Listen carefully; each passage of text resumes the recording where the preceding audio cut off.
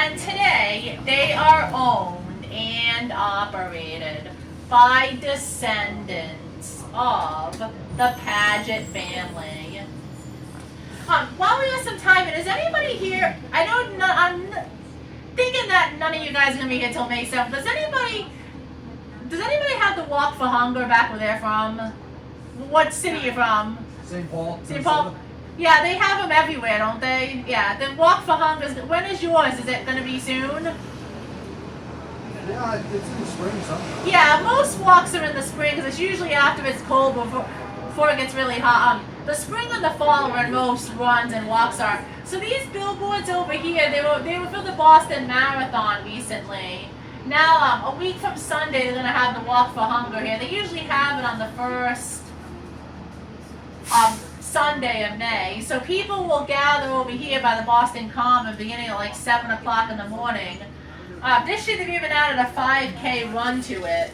The walk is actually about 20 miles, but people will gladly do it to raise money for those in need. We are known for different... Yeah, I'm sure Minneapolis and St. Paul, they have a lot of different charity runs and walks, right? Yeah, every major city does. And behind these trees on the left is the Make Way for Ducklings statue. The story Make Way for Ducklings was written by Robert McCloskey. And he wrote a story about Mrs. Mallard looking for a new home for her ducklings. And they were named Jack, Cat, Black, Mac, Nap, a Whack, Pack, and Quack.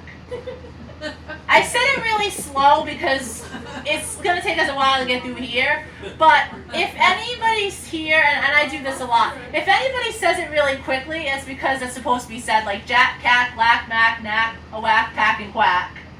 I said it again, if we were not in any traffic here, I would say it, because that's the joke behind it, to say it really quickly so that people don't even remember. But yeah, at least try to remember the name Jack, because that is a name in real life.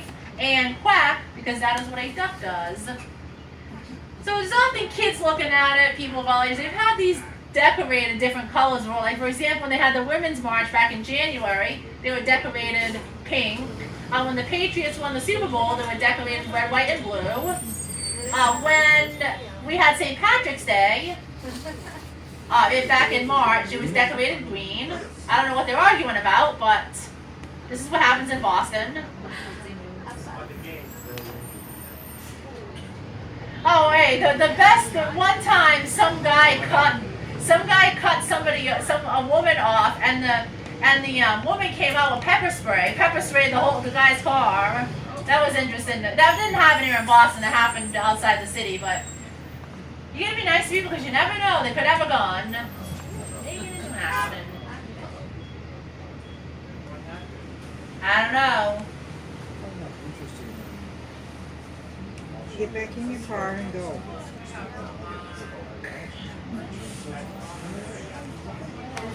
Dang. They wouldn't do that way. If people do it here in Boston, it's one of those things where sometimes you just have to let it go. I mean, it's one of the hardest things to do, but don't argue with people out in the middle of the street. Let me ask you guys this, because at this point in the day, I only had to pull over and stop where people are actually getting off at. Is anybody getting off at stop 7? No. Okay, we'll pull over there in just a second here. So do you guys all remember the TV show Cheers? And have you guys been inside here yet? You guys are great. So this is where the TV show was filmed in the mid-1980s to mid-1990s. Most of the scenes in Cheers were done outside. And then there were a few done inside at the Bull and Finch pub. So coming up is stop number 7 for Cheers, where they like to say, where everybody knows your name. Hey folks, enjoy the rest of your stay here in Boston, and please watch your step getting off.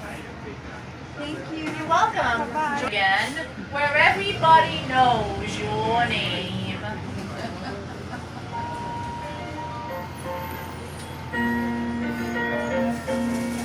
These are the ways of the world today to take everything.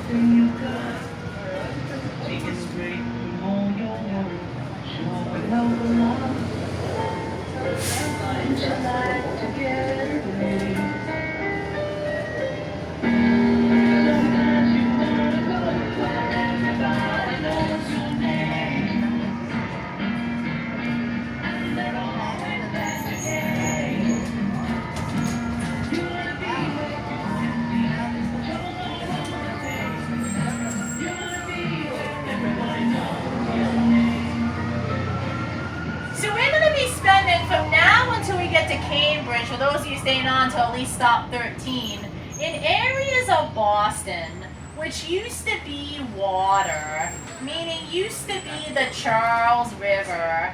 And we're going to start out with this neighborhood right here, the Back Bay. The reason why this neighborhood is called the Back Bay is because it really used to be a bay. And this was the first of 3 neighborhoods that were created during the Filled-in Land project in the 1800s. Boston got this land from Needham, Massachusetts, which is about 15 miles southwest of here. That is the same place where the famous Olympic gymnast Aly Raisman is from. And how this worked was trains came into Boston about every 45 minutes, 24 hours a day, for 364 days a year. The only day they did not work was Christmas. And then when the land arrived here from Needham, it was distributed with steam shovels, which I don't think I used anymore. I think the modern technology has erased the need for steam shovels. As I'm sure you can tell, there's a lot of nice architecture here. You can notice that all year round. It's nicer this time of year. All the trees are growing in. People have their gardens outside. Living here definitely comes with a very expensive price tag, as this is the most expensive neighborhood in Boston. The average place to rent here is more than double Boston's average, which is already high enough. The average place to rent here is between $4,000 and $5,000 a month. Then the average place to own here is roughly $5 million. Right now we are in between the 2 sides of Commonwealth Avenue, also known as ComAv. I like to use abbreviations here. Commonwealth Avenue is when an old British Prime Minister named Winston Churchill rated as the most beautiful street in the United States. It just happens to be part of our Emerald Necklace, which are a series of parks around here. In fact, in the middle, you see all those people walking. They actually call that the Commonwealth Avenue Mall, even though it's obviously not a shopping mall. Now, the next intersection, we'll be crossing Newbury Street, which is like the Rodeo Drive of Boston. Newbury Street is 8 blocks long, and it is where all the high-end shops, boutiques, day spas, hair salons, and restaurants are located. If you go along Newbury Street, you'll notice that it is kind of busy, although usually once the Red Sox game starts, people have headed over to Fenway instead of Newbury Street. If you notice, a few people around tonight are probably doing what is called window shopping. Since you could easily find yourself spending hundreds, even thousands of dollars there. Coming up on the right, another great place you may want to go tomorrow, the beautiful Trinity Church, which is consistently ranked as one of the top 10 most beautiful churches in the United States. It opened up in 1877, and it was designed by Henry Richardson. The windows, both on the inside and and outside were done by John Lafarge. He was a famous artist. And that is definitely a nice church to take a tour of. It only costs about $7 to get in there. And if you ever go inside here, one thing you'll notice is how nice the windows are from the inside. That's one thing that I really liked when I went in there a couple of years ago. Now, if any of you guys are from Europe or at least traveled to Europe before, you've probably seen churches that look like this because a lot of churches in Europe are Romanesque style buildings. In fact, that's exactly what Henry Richardson did. He traveled to places in Europe like England, Spain, Germany, and which already had a lot of well-established churches at the time, and he brought a lot of his ideas back over here to the United States. Now, there's not too many, at least not in this country, there's not too many Romanesque style buildings around. There used to be a lot more. A lot of them were either knocked down or completely remodeled. The other building that's nearby, or not too far from here to be exact, that's that same type of building, Romanesque style, is City Hall over in Cambridge. And over here on the right is a building I'm sure you have seen the top of already, because it really stands out here in Boston. That is the John Hancock Tower, which is about 60 stories high, making it the tallest building, not just here in Boston, not even just in Massachusetts, but in all of New England.